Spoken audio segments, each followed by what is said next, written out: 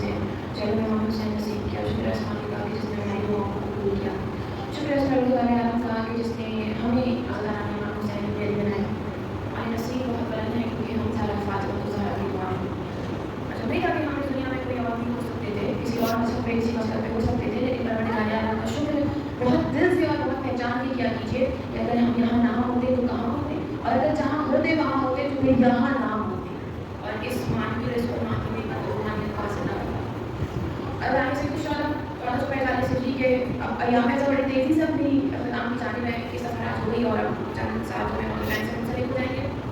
اگر جو لوگ اتنا ایکسٹریم لیفٹ پہ بیٹھے ہیں تھوڑا سا یہاں آئیں گے تو میری غلط فارم ہوگی. پر محمد والے محمد صلی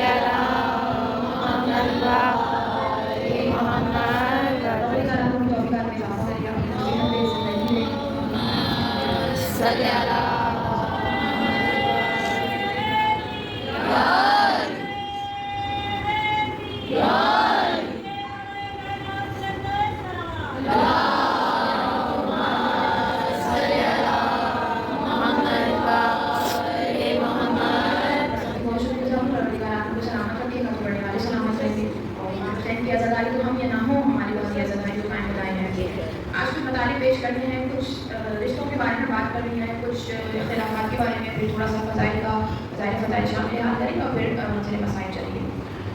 اللہ سید الشہداء پروردگار عالم نے ہماری طرف جو نعمتیں روا رکھی ہیں اس میں سے بہت ساری نعمتیں جو کھانے کی ہیں، پینے کی ہیں، کچھ ایسی ہیں جو دکھائی نہیں دیتی لیکن ہیں، جیسے آرام اور سکون. سکون کو ہر انسان سے اگر میں پوچھوں کہ آپ کے لیے سکون کیا ہے تو آپ میں سے ہر ایک کے پاس اس کی الگ ڈیفینیشن ہوگی، کوئی الگ منظر ہوگا کہ یہ سکون ہے.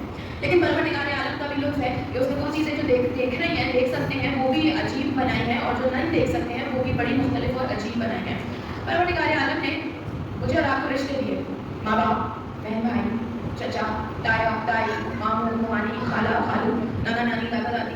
کچھ رشتے ایسے ہیں کہ جو یعنی زندگیوں میں جیسے ہم ہمیشہ سے سنتے ہی آئے ہیں کہ ننیہال والے زیادہ محبت کرتے ہیں، ننیہال والے بہت چاہتے ہیں، ماموں خالوں کی تذکرے ہمیشہ جو ہے وہ گھر میں رہتے ہیں، اور پھر ہم نسبت بھی بناتے ہیں کہ یہ تو رسول خدا سے چلی آ رہی ہے محبت. ننیہال کی محبت آج کی تو نہیں، رسول کے زمانے سے چلی آ رہی ہے. لیکن بہت معذرت کے ساتھ کہ ہماری محفلوں میں ہماری جو ابھی کی زندگی ہے کراچی میں، پھوپھوں کا کردار جو ہے وہ بڑا جو ہے وہ پریشانی کا شکار ہے. کہیں کہیں اس کے بالکل برعکس بھی ہے، جہاں دل جان سے عزیز ہیں پھوپھیاں، اور کہیں کہیں لوگوں نے بظاہر سوشل میڈیا پہ اعلانے کو ہی برات کر دیا ہے کہ بھائی پھوپھیاں ہیں تو وہ مسائل ہیں اور پھوپھیاں ہیں تو شکایت ہیں. میں آپ کو تاریخ کی پھوپھیوں کے پاس لے کے جانا چاہتی ہوں. ہم ہمیشہ عطائے حسنین کریمین کے ساتھ تو یہ معاملہ رہا کہ پروردگار عالم نے فاطمہ جیسی تو کوئی دوسری بنانی نہیں تھی. فاطمہ تو واحد اور نفیس اور جنت کی ملکہ اور خوشبو اور روحانیت اور محمد مصطفیٰ کی اکلوتی بیٹی تھی. اس لیے روایت نے تاریخ میں جناب حسنین کریمین کو کوئی خالہ تو دی نہیں. لیکن ہاں کچھ رشتے رسول کی زندگی سے پہلے بھی بنتے ہیں، اور یہ وہ رشتے اور وہ پرانے قصے ہیں جن میں میرا اور آپ کو بڑا لطف بھی رہا، بڑا سنتے بھی ہیں، بڑا پڑھتے بھی ہیں. قرآن میں بڑے قصے موجود ہیں. چلیے میں آپ کو لے کے چلتی ہوں جناب یوسف کے زمانے میں. جناب یوسف ہم سب کے شہید نبی، اس نے اکبر کا تذکرہ ہو جناب یوسف کا نام نہ آیا، ایسا ممکن نہیں ہو سکتا. جوانی کا تذکرہ ہو جناب یوسف کا نام نہ آیا، ایسا ممکن نہیں ہو سکتا. جناب یوسف کی پوری فائقہ ان کا نام ہے. بہن کس کی ہے؟ نبی خدا جناب یعقوب علیہ السلام. جناب یعقوب کی جانب صلوات دیا کیجیے. اللہم صلی علی محمد وآل محمد. کہ اس وقت کیونکہ ابھی وہ حکم نہیں آیا کہ دو بہنیں کسی ایک انسان کی زوجیت میں نہیں رہ سکتی، تو نبی خدا یعنی جناب یعقوب کی جو دو بیویاں ہیں وہ دو سگی بہنیں ہیں. ٹھیک ہے. اب دوسری بیوی جو جناب یوسف کی والدہ ہے ان کا نام ہے راحیل. جناب یوسف کی والدہ سے جناب یوسف ہیں اور دوسرے بیٹے بنیامین. جناب یوسف کی والدہ جب دوسرے بیٹے کو اس دنیا میں یعنی منتقل کر رہی تھی تو ان کی پیدائش کے دوران اس کے بعد وہ بیمار ہوئی اور وہ اس دنیا کو چھوڑ کے رخصت ہو گئی. اب کیونکہ جناب یوسف کے پہلے سے کتنے بیٹے تھے؟ یوسف اور بنیامین کے علاوہ 10 بیٹے تھے، کیونکہ 12 تھے نا، 12 تھے ملا کے جناب یوسف اور جناب بنیامین کو ملا کے 10 بیٹے پہلے سے تھے. تو اب ظاہر ہے جب وہ زوجہ اس دنیا سے چلی گئی تو ان کی جو پہلی بیوی تھی، جو ان کی یہ زوجہ تھی، جو بہن تھی، ان کے ذمہ سارے بچوں کی حفاظت اور دیکھ بھال، اور بڑے احترام سے اور بڑی عزت سے یہ اپنے یوسف اور بنیامین کا بھی خیال رکھتی تھی اور اپنے بچوں کو بھی. اب باقی جو بچے تھے وہ بڑے ہو چکے تھے، سمجھدار ہو چکے تھے، اپنا کھانا پینا اپنا کام کو دیکھتے تھے. اچھا کیونکہ بچے یہ جانتے تھے کہ میرے جو باپ ہیں وہ پیغمبر اور نبی اور خدا کے جو ہیں وہ رسول ہیں، تو وہ ہمیشہ، کیونکہ اس زمانے میں یہ وراثت اور زمین اور جائیداد اور باپ کا عہدہ، کون زمین میں بیٹھے گا، کون عہدہ سنبھالنے کے لیے بڑی بات ہوا کرتی تھی. تو جناب یعقوب کے بیٹوں میں بات اس طرح سے طے ہوتی تھی کہ جو زیادہ طاقتور ہوگا، جو زیادہ کشتی یا لڑائی یا پہلوانی کا ماہر ہوگا، باپ کے بعد جو ہے وہ عہدہ پیغمبری اسے ملے گا. تو جب آپ جانتے ہیں جناب یعقوب جو تھے وہ چرواہے تھے، بکریوں اور بھیڑوں کے جو ہے وہ اور ریوڑ کو چلاتے تھے. تو وہ اکثر جب اپنے سارے بیٹوں کو لے کے جاتے تھے تو وہ بیٹے جب پھر فراغت ملتی تھی تو زور آزمائی کرتے تھے اور یہ بتاتے تھے کہ مجھ ہم میں سے جو بھی جیتے گا وہ بابا کا منظور نظر ہو جائے گا، اس کے بعد بابا کی طرف سے رسالت مل جائے گی. پروردگار عالم کا پلان کچھ اور تھا. پروردگار عالم نے کس کی کو؟ جناب راہیل کی کو سے جناب یوسف کو پیغمبر خدا بنانا تھا. جناب راہیل کی دنیا سے جانے کے بعد، یعنی یوسف کی ماں کی دنیا سے جانے کے بعد، جب جناب یوسف، اب یہ ایک ایسا مولود تھا جو حسین بچہ تھا. تمام بھائیوں میں نین اور نقش بہت مختلف تھے. رنگ جو ہے وہ بہت صاف تھا، کھلتا ہوا چہرہ تھا، گال گلابی تھے، بال بھی بڑے خوبصورت تھے. تو جناب یوسف کل کا کل پروردگار عالم کی طرف سے خیر تھے جناب یعقوب کی جانب. اور کیوں نہ ہوتے، کیونکہ اس دور میں جناب یوسف کو نبوت اور رسالت دی. اور پھر کوئی زلیخا تھی جس نے یوسف کے حسن پہ فریفتہ ہو جانا تھا. اس حسن کو دینے کی وجہ یہ بھی تھی، ورنہ یہ ضروری نہیں ہے کہ نبی ہو تو حسین ہو، لیکن کسی زلیخا کو سوارنا تھا. اس پروردگار نے یوسف کو بڑا حسین بنایا. عالم کمسنی میں جب یہ خالہ یعنی یوسف کی خالہ جناب یوسف کا خیال رکھتی تھی تو پیغمبر کی یعنی رسول کا بیٹا اور خود آنے والا نبی، قدرتی محبت اتنی ہو جاتی تھی لوگوں کو جو منسلک ہو جاتے تھے، اتنی محبت ہو جاتی تھی کہ جناب یوسف کو زیادہ کھانا دیتی تھی، اس کے برعکس اپنے بچوں کو کھانا کم دیتی تھی. جناب یوسف کو اچھی جگہ سلاتی تھی، اس کے برعکس اپنے جو بچے تھے، بڑے بچے جوان بچوں کا خیال نہ رکھتی. اور وہ شکوہ بھی کرتے تھے تو یہی کہتی تھی کہ دیکھو اس کی تو ماں نہیں ہے تو اس کا حق زیادہ ہے. لیکن یہ باقی بچے آپ جانتے ہیں آہستہ آہستہ کر کے حسن کو پاتے تھے. اب اس تھوڑی سی اسٹوری میں بڑے لیسن نہیں ہے، میں ہر لیسن پہ واضح نہیں کروں گی لیکن آپ پہنچتے چلے جائیے گا. تو اسی لیے کہا کہ ہر بچے سے یکساں محبت کرو. کوئی بچہ یہ نہ سوچے کہ ہماری ماں یا ہمارے باپ کو تو یہ والا بیٹا ہے چھوٹا ہے بڑا زیادہ پسند ہے.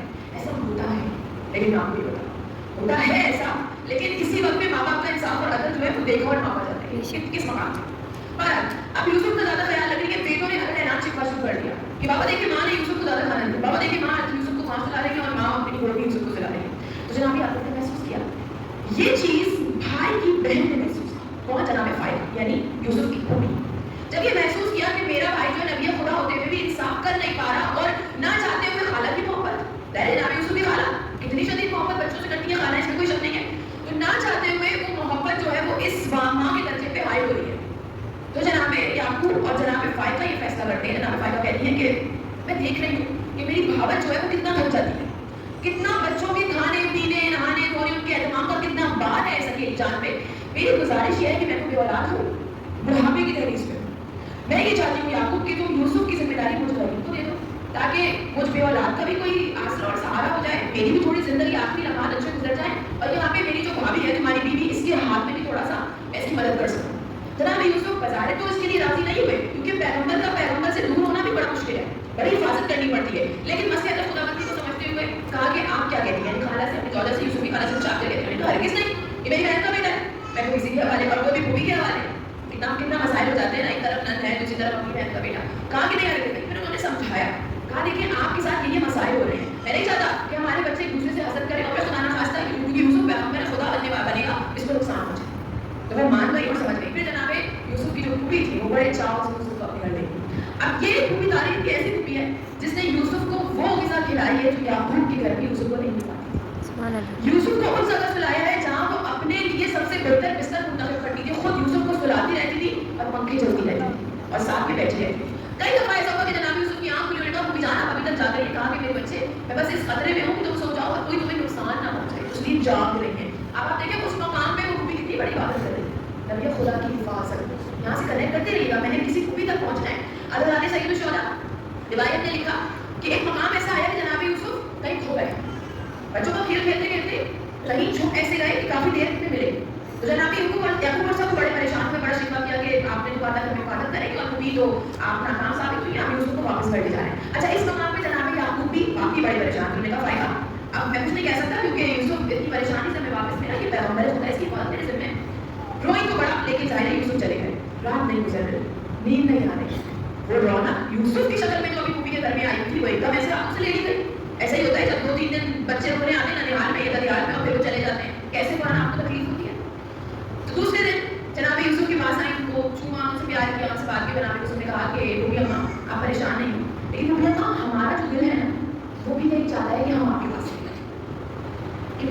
چھوٹا بچہ ہے، بظاہر ظاہر معصوم نبی ہے، کیونکہ اس گھر میں وہ عیش اور آرام اور محبت ملے گی جو اپنے اس گھر میں مل نہیں پا رہی.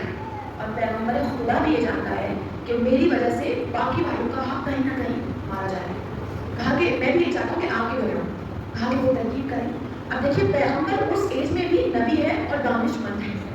ایک چال سوچی جا رہی ہے. کون سوچ رہا ہے؟ جناب یوسف اپنی مووی کے ساتھ مل کے پلاننگ کر رہے ہیں. کیا پلاننگ کر رہے ہیں؟ جناب اسحاق جو کہ دادا ہے جناب یوسف کے پیغمبر ہے، ان کا ایک بیلٹ ہے. بیلٹ اس لیے کہ بچوں کو اگر کمر میں تو ان کو وارث بن گیا. ایک بیلٹ ہے بڑی خوبصورت ہے، چمڑے کی بنی ہوئی ہے اور اس میں چاندی سے بھی کچھ زیورات بنے ہوئے. وہ نبی خدا اسحاق پیدا کرتے ہیں. جناب فائدہ نہیں جب ان کی محبت جوش مارتی تھی تو جناب یوسف کو وہ بیلٹ پہنا دیتی تھی اور کہتی تھی دیکھ یوسف تمہیں یہ بیلٹ کتنا جچ رہی ہے، کتنی سوٹ کر رہی ہے. جناب یوسف بھی ناز کرتے تھے اور پھر جناب یوسف کے بھائی دیکھتے تھے تو کہتے تھے کہ بھائی یوسف کی تو بڑے نام اٹھائے جا رہے ہیں. کبھی اس کا لباس دیکھو کہ کتنے شان انداز میں رہتا ہے اور ہمارا لباس دیکھو کہ کوئی پوچھنے والا ہی نہیں ہے. ٹھیک ہے، تو یہ شکایت رہتی تھی. ترکیب یہ بنائی گئی کہ خوبی اماں یہ جو دادا کا بیلٹ ہے یہ میرے پاس میری قبر میں کہیں چھپا دیں اور پھر آپ گھر سے یہ ڈھونڈتی ہوئی آئیں کہ یعقوب وہ جو میرے بابا کی نشانی تھا وہ بیلٹ تھا وہ مل نہیں رہا ہے. اور جب آپ ڈھونڈیں تو آپ تقاضا کریں کہ میں تلاشی لوں گی یوسف کی، کیونکہ یوسف ہی میرے گھر سے ابھی کل پرسوں یہاں آئے اور تو کوئی آیا نہیں ہے. تو جناب یعقوب جناب یوسف سے بات ہو گئی. خوبی نے کہا چلو ٹھیک ہے، کہا اس کے بعد ہم سنبھال لیں. چھوٹے ہیں جناب یوسف، دانش مندی اور عقل کا ہی عالم ہے. خوبی آ گئی شکوا کرتی ہوئی یوسف کہاں ہے، یوسف کہاں ہے، اور میرا کمر بند میرے بابا کا نہیں مل رہا. جناب یعقوب نے کہا کہ یہ بچہ ہے، یہ چوری کی نیت سے تو نہیں اٹھائے گا. کہا چوری کی نیت سے تو نہیں اٹھایا لیکن ہو سکتا ہے کہ اس کو پسند تھا اور اس کو ہی بنایا تھا تو اس نے یہ سوچا کہ یہ تو اب اس کا ہے. حالانکہ وہ ہے میرے بابا کی نشانی. کہا کہ آپ سمجھدار ہیں، آپ کیا کیسی باتیں کریے، اس کی پرورش آپ کرتی رہی ہیں اتنے دنوں. کہا دیکھو بھائی قانون تو یہ ہے کہ ابھی ہمیں تلاشی نہیں ٹھیک ہے، تلاشی نہیں دیتے. کہاں سے شروع کریں؟ کہا یوسف سے شروع کرتے ہیں. اب تو خوبی نے آگے بڑھ کے یوسف کے کمر میں ڈائریکٹ پٹکا بنا ہوا تھا، اس کو پھنگانا، اس میں سے وہ بیٹ کو کمر میں باہر آ گیا. اب باہر آنا تھا. اب یہ دیکھیں کتنی اچھی پلاننگ ہے. کہتے ہیں پلاننگ کرنے والا جب خدا پلاننگ کرتا ہے، خدا کی پلاننگ صرف یہ نہیں ہے کہ وہ ایسے ہی بہت ترکیب اور حکمت ہے، کبھی کبھی بہت لطف اندوز پلاننگ ہے خدا کی جو قرآن میں موجود ہے. پروردگار نے قرآن پڑھنے کی توفیق دی. کہتے ہیں کہ آپ کو اس کا برآمد ہونا تھا. جناب فائدہ نہیں کا تقاضا کیا. یعقوب جانتے ہو اس کا کیا مطلب ہے؟ کہا کہ بچہ ہے، چھوٹا ہے، آپ کا بھتیجا ہے، آپ کا چہیتا ہے. کہا نہیں، قانون تو یہ کہتا ہے کہ جس چور کے پاس سے اگر جو غصب کیا ہوا مال ہے وہ برآمد ہو جائے تو 4 سال کا غلام بنا. سبحان اللہ.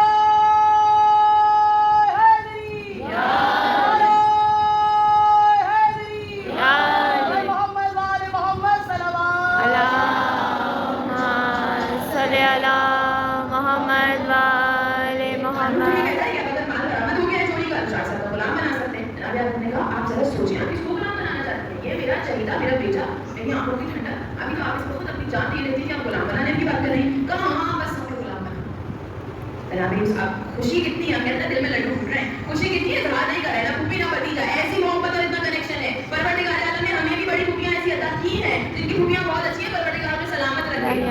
اگر جن کی تھوڑی سخت ہے تو جا کے اس کی قدم بنا لیجیے. پروردگار عالم نے آپ کو بھی اتنی طاقت دی ہے کہ پتھر سے پتھر کو موم کیا جا سکتا ہے. تو پروردگار عالم کے دیے ہوئے رشتوں میں لطف پائیے، ان کو سرائیے، کوشش تو کیجیے. پروردگار عالم بڑھانے والا ہے. پھر کیا ہوا جی؟ 4 سال کے لیے گھر والے روکتے رہے کہ جناب یوسف آ کے جناب فائدہ پاس ہی مرتبہ ان کے گھر میں پھوپھی کی خواہش پوری ہو گئی اور جناب یوسف بھی یہی چاہتے تھے. اب عالم یہ ہے کہ جس کو بنا کر غلام لائی تھی اس کو مسند پہ بٹھا رہی ہیں، اس کے قدموں میں بہترین دسترخوان سجا دیا اور وہ غذا، وہ پھل، وہ حلوے، وہ روٹی اور وہ مٹھائیاں کہ جیسے کسی شہنشاہ کی دعوت ہو رہی ہے. اور قدموں میں بیٹھ کے جناب یوسف کے ساتھ یہ فرما رہی ہے یوسف میری جان، میری جگر، میرے ٹکڑے، میرے بھائی کا خون، تم کبھی میرے غلام نہیں ہو سکتے. یہ پھوپھی تمہاری کنیز ہے اور یہ پھوپھی تمہارے عشق میں گرفتار ہے. یوسف تم جانتے ہو اگر ایسا نہ ہوتا تو اپنے بھائی سے یہ ترکیب میں نہ لگاتی. اب آپ دیکھیں کہ کتنا لطف اندوز یہ واقعہ، کیسی پھوپھی کی محبت ہے. جناب یوسف اور جناب یوسف کے قصے میں بڑی حکمتیں ہیں، بڑی رفتار ہے اور بڑا لطف ہے ایسی جناب یوسف کی زندگانی میں. اللہ تعالیٰ نے سید الشہداء